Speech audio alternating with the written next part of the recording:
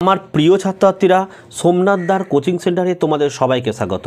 আজকের ভিডিওতে থাকছে অষ্টম শ্রেণী ফার্স্ট সামেটিভ ইউনিট পরীক্ষার সায়েন্সের প্রশ্ন এবং উত্তর নিয়ে আলোচনা। এবং এই প্রশ্নটি অবশ্যই দেখো বেহালা হাই স্কুলের পরীক্ষার প্রশ্নপত্র। এই ধরনের তোমরা সেট অনেকগুলো পেয়ে যাবে। এই ভিডিও ডেসক্রিপশন বক্সে লিঙ্ক থাকবে, লিঙ্কে ক্লিক করে দেখে নাও। প্রচুর প্রশ্ন তোমরা এখান থেকে কিন্তু কমন আসবে এবং কী ধরনের প্রশ্নপত্র আসতে পারে সেটার ধারণা তোমাদের আসবে।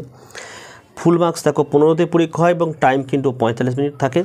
দেখো 1.1-এর প্রশ্ন কি বলেছে, পচা টিমের গন্ধযুক্ত গ্যাসটি হলো H2S। 1.2-এর প্রশ্ন, বল পরিমাপের সূত্রটি হলো, উত্তর হচ্ছে ভর ইন্টু ত্বরণ। আর 1.3-এর প্রশ্ন, প্রোটিন তৈরিতে সাহায্য করে, উত্তর লিখবে রাইবোজোম। হয়ে গেল। 2 দেখো শূন্যস্থান পূরণ করো। একটা বলছে AP প্লাস CuSO4 সমান সমান ড্যাশ দিয়েছিল দিয়ে প্লাস Cu, শূন্যস্থানে কী বসাবে, ApSO4।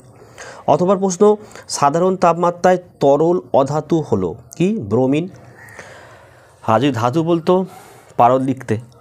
2 নম্বরে দেখো ক্যালসিয়াম সালফেটের সংকেতটি হলো, লিখবে CaSO4। আর 2.3-এর প্রশ্ন দেখো বর্ণহীন প্লাস্টিককে কি বলা হয়, উত্তর লিখবে লিউকোপ্লাস্টিক বলে।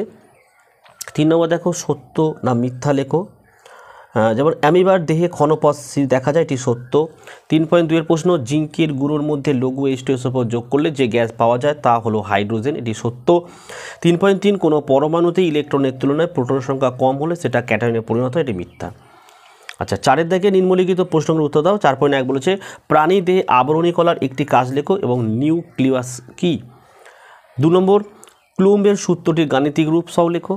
4.3 দেখো আইসোটোপ বলতে কী বোঝো, উদাহরণ সহ লেখো এবং খাদ্য লবণে জলীয় দ্রবণে যে ক্যাটায়নটি পাওয়া যায় সেটি লেখো।